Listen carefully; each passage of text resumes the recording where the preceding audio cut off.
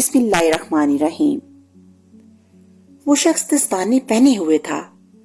اس نے مجھے دستانوں کی طرف متوجہ دیکھا تو بولا، ان دستانوں کو تم حیرت سے دیکھ رہے ہو؟ جب یہ طاقت تمہیں مل جائے گی تو تمہیں بیان کی ضرورت پڑے گی۔ میں نے اس کی بات پر غور نہیں کیا۔ یہ ایک عجیب و غریب کہانی ہے جو میں آپ کو سنانے جا رہی ہوں۔ عظیم کے گھر میں بڑی گہما گہمی تھی۔ خالہ اور ممانی اپنے بچوں کے ساتھ آئی ہوئی تھیں۔ بچوں کے اسکولوں میں سردیوں کی چھٹیاں تھیں، اس لیے انہوں نے کچھ دنوں کے لیے گھومنے پھرنے کا پروگرام بنایا تھا۔ عظیم کے والد یہاں ملازمت کرتے تھے۔ ایک چھوٹا سا شہر تھا۔ یہ گاؤں دیہاتوں اور ایک بڑے دریا سے ملحق بہت ہی خوبصورت اور پرسکون شہر تھا۔ عظیم کا تو خوشی کے مارے برا حال تھا۔ اس کے اسکول اور محلے کے تو کئی دوست تھے، مگر خالہ زاد اور ممانی زاد بہن بھائیوں کی تو بات ہی دوسری تھی۔ ان کے آنے کی خبر سے وہ بہت خوش ہوا۔ اسے اس بات کی خوشی تھی کہ پرسوں اس کی 14ویں سالگرہ ہے۔ سب لوگ ہوں گے، خوب مزہ آئے گا۔ چونکہ ٹرین لیٹ ہو گئی تھی، اسی وہ سب رات کو دیر سے گھر پہنچے۔ کھانا کھاتے کھاتے اور باتیں کرتے کرتے رات کے 2 بج گئے۔ صبح کسی نے اسکول تو جانا نہیں تھا، اس لیے سونے کی کسی کو فکر نہ تھی۔ عظیم کی امی کو صبح جلدی اٹھنا تھا، کیونکہ اس کے ابو کو آفس جانا تھا اور انہیں ناشتہ تیار کر کے دینا تھا، اس لیے وہ سونے کے لیے چلی گئیں۔ وہ گئیں تو یہ محفل بھی برخاست ہو گئی۔ آنے والے مہمان تھکے ہوئے تھے، گھوڑے بیچ کر سو گئے۔ عظیم کو نیند نہیں آ رہی تھی۔ وہ بہت خوش تھا اور پروگرام بنا رہا تھا کہ خالہ اور ممانی کے بچوں کے ساتھ کس طرح وقت گزارے۔ نیند تو خیر اس کو آ گئی تھی، مگر وہ صبح سویرے جلد اٹھ گیا۔ تھکن کی وجہ سے مہمان مزے سے سو رہے تھے۔ عظیم نے ہاتھ منہ دھویا، امی کے ساتھ نماز پڑھی۔ امی تو کچن میں مصروف ہو گئیں۔ اس نے سوچا کہ باہر نکل کر تھوڑی سی ہوا ہوری کر لی جائے۔ ابھی باہر بڑا اندھیرا تھا۔ وہ گھر سے قریب ایک پارک میں پہنچ گیا۔ اونچے اونچے درختوں پر بسیرا کرنے والے پرندوں کا شور سنائی دے رہا تھا۔ ہوا میں کافی ہنکی تھی۔ گرم سویٹر پہننے کے باوجود اسے سردی محسوس ہو رہی تھی۔ گھر سے چلتے ہوئے اس کی امی نے اسے مفلر بھی تھما دیا تھا، جسے اس نے گردن کے گرد لپیٹ لیا۔ پارک سنسان پڑا تھا، لیکن جب اس نے غور سے دیکھا تو پارک میں نصب آری والی بینچ پر اسے کوئی شخص بیٹھا ہوا نظر آیا۔ اس کے ذہن میں پہلا خیال یہ آیا کہ یہ کوئی بچے پکڑنے والا آدمی ہے۔ اس نے سوچا کہ وہاں سے بھاگ جائے، مگر ایک ایسا واقعہ ہو گیا کہ اس کے پاؤں من بھر کے ہو گئے۔ اس سے اپنی جگہ سے ہلا بھی نہ گیا۔ وہ مفلر جو اس نے گردن کے گرد لپیٹ رکھا تھا اچانک اس کے گلے سے نکلا اور اٹھتا ہوا اس شخص کی جانب چل دیا جو دور بینچ پر بیٹھا ہوا تھا۔ امی! عظیم کے منہ سے بے اختیار خوف بھری ایک چیخ نکلی اور اسے ایسا محسوس ہوا جیسے اس کے پاؤں سے جان نکل گئی۔ وہ خود کو لعنت ملامت کرنے لگا کہ اتنے اندھیرے میں گھر سے نکل کر یہاں آنے کی کیا ضرورت تھی۔ اس واقعے نے اسے اس قدر خوف زدہ کر دیا تھا کہ یوں محسوس ہوتا تھا جیسے اس کے جسم سے جان نکل گئی۔ اس کے بعد رونما ہونے والے دوسرے واقعے نے اس کی رگوں پہ میں خون کی سنسناہٹ دوڑا دی۔ وہ شخص اٹھ کر اسی کی طرف آنے لگا۔ عظیم کا ڈر اس قدر بڑھ گیا تھا کہ اس سے چیخا بھی نہ جا رہا تھا۔ ایسے معلوم ہوتا تھا جیسے حلق میں کوئی چیز پھنس گئی۔ ماں کے لاڈلے، یہ لو پکڑو اپنا مفلر، قریب آنے والے اس شخص نے کہا۔ اب عظیم نے اسے غور سے دیکھا۔ وہ اسی عمر کا ایک لڑکا تھا۔ بھائی، تم کون ہو؟ عظیم نے تھوک نکل کر پوچھا۔ ڈر لگ رہا ہے تو بائی بائی کر رہے ہو؟ وہ لڑکا بڑی خوش دلی سے ہنسا، مگر پھر فوراً ہی اداس ہو گیا۔ میں بہت بد نصیب ہوں۔ میرے لیے اب عام لڑکوں کی طرح زندگی گزارنا ایک ہابی ہے۔ اس کے دکھ بھرے لہجے سے عظیم متاثر ہو گیا۔ کچھ پوچھنے کے لیے اس نے منہ کھولا ہی تھا کہ اتنے میں ایک ننھی سی چڑیا ان کے قریب سے اڑتی ہوئی گزری۔ اس پراسرار لڑکے نے اپنا ہاتھ بلند کر کے اپنی مٹھی کھولی۔ چڑیا آگے جاتے جاتے بجلی کی سی تیزی سے پلٹی اور اس لڑکی کی مٹھی میں آ گئی۔ یہ دیکھ کر عظیم کے جسم پر کپکپی طاری ہو گئی۔ اس کی آنکھیں خوف سے پھیل گئیں اور پیٹ میں جیسی کوئی چیز زور زور سے گھومنے لگی۔ اس سے کھڑا رہنا بھی مشکل ہو رہا تھا۔ وہ گھاس پر بیٹھ گیا और खौफ बड़ी नजरों से इस लड़के को देखने लगा। इस लड़के ने हाथ में पकड़ी चिड़िया को फिजा में उछालकर इसे उड़ा दिया और खुद भी अजीम के पास बैठ गया। अजीम इससे दूर हटते हुए बोला, मैं अम्मी के पास जाऊंगा। लड़का हंस पड़ा, ओ तो तुम मेरे ही जितने मगर दूध पीते बच्चे बन रहे हो। मुझसे डरो मत, मैं तुम्हें कोई नुकसान नहीं पहुंचाऊंगा। देखो, मैंने तुम्हारा मफलर भी वापस कर दिया था। अगर मैं चाहता तो इसको लेकर भाग भी सकता था, लेकिन तुम बहुत अजीब से हो। अजीम ने थूक निकल कर कहा, तुम कोई जादूगर हो? तुमने लड़के का रूप धार रखा है। अगर मैं जादूगर होता तो किसी शहजादी को अपने महल में कैद करके इसकी खुशामद कर रहा होता कि वो मुझसे शादी कर ले। ये कहकर वो लड़का फिर हंसा और फिर उदासी से बोला, मेरे सब दोस्त मुझसे दूर हो गए हैं। सब लोग मुझसे खौफजदा रहते हैं। मैं अकेला ही घूमता फिरता हूँ। सब यही समझते हैं कि मैं कोई जादूगर हूँ, हालांकि मैं हूँ नहीं। फिर तुम ये सब कुछ कैसे कर लेते हो? जादूगर ही ऐसा कर सकते हैं, अजीम ने कहा। मेरा नाम इनाम है, इस लड़के ने कहा। क्या तुम मेरी कहानी सुनना पसंद करोगे? मेरे दिल का बोझ हल्का हो जाएगा। इनाम की बात सुनकर अजीम का दिल भर आया। हाँ हाँ, मैं तुम्हारी कहानी जरूर सुनूंगा। अच्छा है तुम्हारे दिल का बोझ हल्का हो जाए। मुझे तो तुम एक अच्छे लड़के लगते हो, बस तुम्हारी हरकतें ठीक नहीं लगती। इसकी बात सुनकर इनाम खुश हो गया और इससे कहना शुरू किया, ये चंद दिन पहले की बात है। मैं स्कूल जाने के लिए घर से निकला था। बदकिस्मती से स्कूल में मेरी दोस्ती चंद आवारा लड़कों से हो गई। इन लड़कों ने मुझे स्कूल से भागना सिखा दिया था। इस रोज भी ऐसा ही हुआ। मैं बजाय स्कूल जाने के दरिया की जानब चल दिया।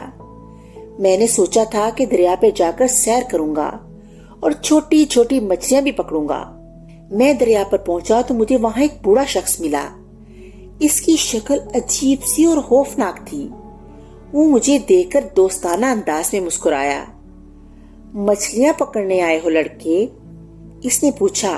फिर इसने अपना हाथ दरिया की तरफ किया और पल भर में इसकी हथेली पर 3-4 छोटी छोटी मछलियां आकर तड़पने लगी।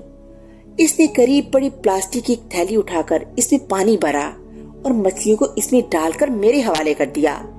ये देखकर मैं तुम्हारी तरह खौफजदा नहीं हुआ था। मैं एक बहादुर लड़का हूँ। हाँ, ये जरूर है कि थोड़ा बेवकूफ हूँ। मैंने बूढ़े से पूछा कि वो कैसे करता है। इसने जवाब दिया, ये तो मैं तुम्हें नहीं बता सकता, लेकिन अगर तुम चाहो तो मैं ये ताकत तुम्हें दे सकता हूँ। मुझे तुम एक अच्छे लड़के लगते हो। इसकी चापलूसी की बातें सुनकर मैं खुश हो गया और हामी भर ली। एक बात मैंने नोट की थी, वो शख्स दस्ताने पहने हुए था। इसने मुझे दस्तानों की तरफ मुतवज्जे देखा तो बोला, इन दस्तानों को तुम हैरत से देख रहे हो? जब ये ताकत तुम्हें मिल जाएगी तो तुम्हें बयान की जरूरत पड़ेगी। मैंने इसकी बात गौर से न सुनी। इसी सोच में मगन रहा कि जब मैं भी ऐसा करने लगूंगा तो मैं अपने दोस्तों को तमाशा दिखाकर मारूफ करूंगा। वो कितना हैरान होंगे कि जब मैं दूर पड़ी चीजों को एक जगह बैठे बैठे अपने पास मंगवा लिया करूंगा। इसने मुझे करीब बुलाया और बोला, आंखें बंद करो और जो अल्फाज मैं कहूँ तो तुम्हें दोहराते जाना। मैंने आंखें बंद कर ली। इसने कहना शुरू किया, मैं इस ताकत को अपनी मर्जी से लेना चाहता हूँ। मैंने वो अल्फाज भी दोहरा दिए। इसने कहा, अब आंखें खोल दो, तुम्हें ये अजीबो गरीब ताकत मिल गई है।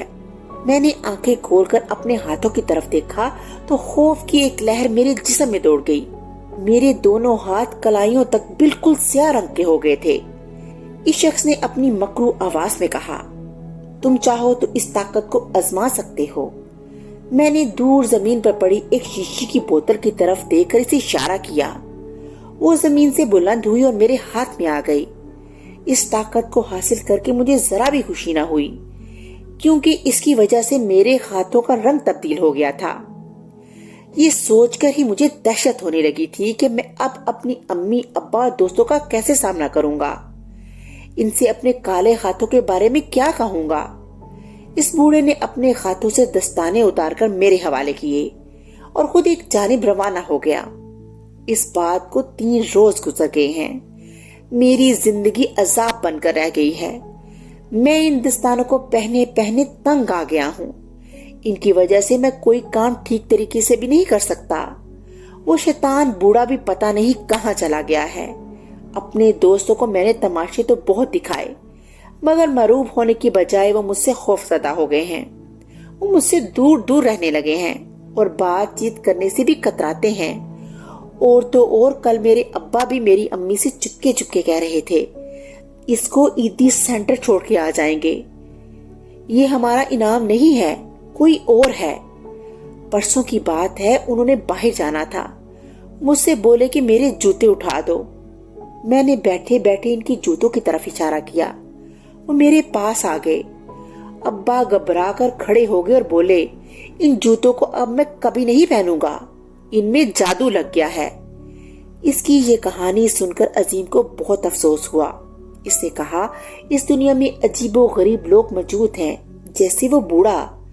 इसने बच्चा समझकर अपनी मुसीबत तुम्हारे गले में डाल दी। इसीलिए तो हमारे माँ बाप हमें इस बात की नसीहत करते हैं कि अजनबियों से दूर ही रहना चाहिए। इनसे किसी किस्म की कोई बात नहीं करनी चाहिए। ये लोग हमें मुसीबतों में फंसा देते हैं और हमें नुकसान पहुंचाते हैं।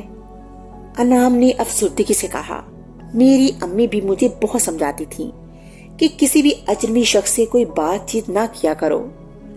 वो कोई खाने की चीज दे तो वो भी ना खाया करो। इन चीजों में बेहोशी की दवा होती है और इसे खिलाकर वो लोग बच्चों को अगवा कर लेते हैं और इतनी सी चीज खिलाकर इनके माँ बाप से लाखों रुपए बटोरते हैं। अब चारों तरफ हल्की हल्की रोशनी होने लगी थी। अजीम ने एक मर्तबा फिर अनाम का गहरी नजरों से जायजा लिया और बोला, इनाम भाई, क्या तुम मुझे दरिया पर इस जगह तक ले जा सकते हो जहाँ वो हबीस बूढ़ा तुम्हें मिला था?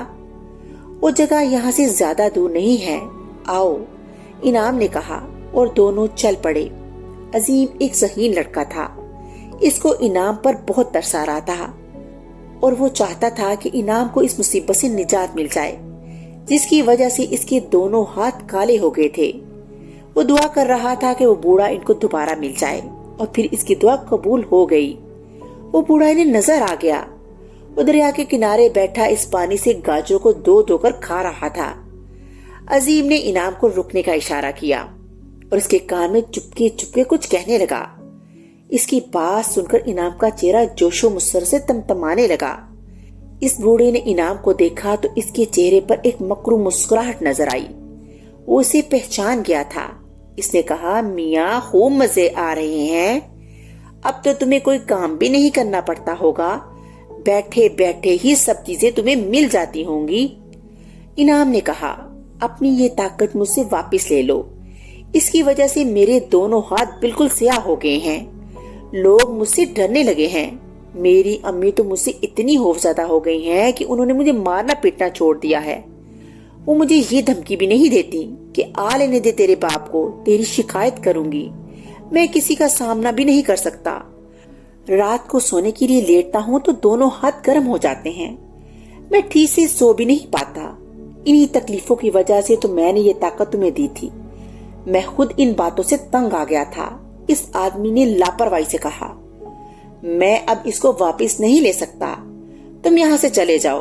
अगर ज्यादा तंग करोगे तो तुम्हें दरिया में धक्का दे दूंगा और तुम्हारे साथ इसको भी, जिसे तुम हमायती बनाकर लाए हो। अच्छा, ये बात है, इनाम ने दस्ताने उतारते हुए कहा। तो फिर मेरी बात भी कान खोल कर सुन लो। ये कहकर इसने आंखें बंद की और बुलंद आवाज में बोला, मुझे तुम्हारी ये ताकत नहीं चाहिए। इसकी बात को सुनकर बूढ़े ने एक चीख मारी और दरिया में छलांग लगा दी। अजीम और इनाम ने एक अजीब मंजर देखा। इनाम के हाथों का काला रंग धुएं में तब्दील होकर बूढ़े की तरफ परवास करने लगा और थोड़ी ही देर में इसके दोनों हाथ काले नजर आने लगे। लो, ये पकड़ो अपने दस्ताने। इनाम ने दस्तानों को पूरी ताकत से उतारते हुए बूढ़े की तरफ फेंका। इतनी देर में दरिया की एक तेज लहर आई और इस बूढ़े को अपने साथ बहा कर ले गई। इनाम के दोनों हाथ फिर से पहली तरह सफेद हो गए। इसने अजीम को गले से लगा लिया میرے دوست، اگر تم وہ الفاظ مجھے نہ بتاتے جو میں نے اس بوڑھے کی شیطان سے کہے تھے تو مجھے کبھی بھی اس مصیبت سے نجات نہ مل پاتی۔ اس کے بعد وہ دونوں اپنے اپنے گھروں کو لوٹ گئے۔ عظیم گھر پہنچا تو سارے مہمان ناشتے میں مصروف تھے۔ اسے دیکھ کر امی نے کہا، عظیم بیٹے، تم کہاں چلے گئے تھے؟ ہم ناشتے پر تمہارا انتظار کر رہے تھے۔ عظیم نے کوئی جواب نہ دیا، خاموشی سے ناشتہ کرنے لگا۔ ناشتے کے بعد خواتین تو باتوں میں مصروف ہو گئیں۔ عظیم بچوں کو لے کر اپنے کمرے میں آ گیا۔ وہاں اس نے انہیں یہ عجیب و غریب کہانی سنائی۔ تمام بچے یہ کہانی سن کر حیرت زدہ ہو گئے۔ عظیم نے کہا، آج سے ہمیں یہ عہد کرنا ہے کہ ہم نہ تو اسکول جاتے ہوئے اور نہ ہی اسکول سے آتے ہوئے کسی اجنبی سے کوئی بات کریں گے تاکہ کسی قسم کی مصیبت میں گرفتار نہ ہو جائیں۔ سب بچوں نے اس بات کا وعدہ کیا۔